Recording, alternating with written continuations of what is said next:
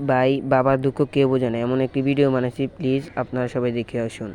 কেমন হয়েছে ভাই জানান, ভিডিওটা কেমন হয়েছে তাড়াতাড়ি বলুন, এটা আমার নিজে এডিট করা। এগো রিনার মা, তুমি তো জানো আজকে আমার কাছে একটা টাকাও নেই। আমি কিভাবে আমার ছেলে মেয়েকে মার্কেট করে দিব? তুমি আমার দুঃখটা বুঝতে পারতেছো? আমি জানি না কেমনে আজকে আমার ছেলে মেয়েকে আমি মার্কেট করে দিব।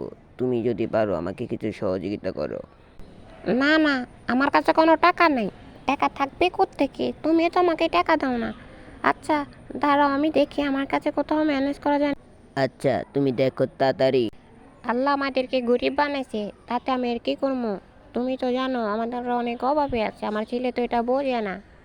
আচ্ছা দেখি তো, তুমি আমার ছেলেকে ডাক দাও। আমার ছেলে কি বলে, সে তো বাবার অভাব বুঝবে অনেক। তুমি ডাক দাও আমার ছেলেকে তাড়াতাড়ি। আমার ছেলে আমার অভাব বুঝে কিনা দেখি তো একটু।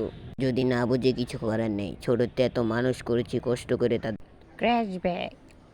বাবা শোন, তোর আব্বু তোকে কিছু কথা বলবে।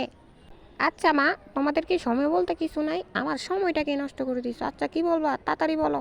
বাবা তুমি তো জানো আমরা অনেক গরিব, আজকে ঈদের মার্কেটটা একটু কমভাবে করো না।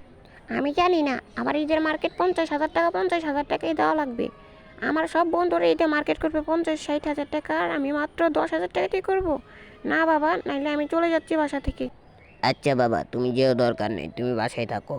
দেখি আমি কারো থেকে হালাত বরাদ করে তোমাকে দিতে পারি কিনা। আচ্ছা বাবা তুমি দাঁড়াও। বাবা, আমার একটা কেরিয়ার বলতে কিছু আছে। আমি কি তোমাদের মতন কি ফকিন্নি নাকি? এত কষ্ট করে তোমাদেরকে মানুষ করলাম, আর সেই তুমি আমাকে ফকিন্নি বললে? দর্শক মণ্ডলীরা কেমন হয়েছে ভিডিওটা প্লিজ আমাকে জানান। আমি ফার্স্ট টাইম এরকম একটা ভিডিও করছি নিচের ভয়েস দিয়া। ভাইয়া, লাইক দিচ্ছেন না কেন? লাইক দেন।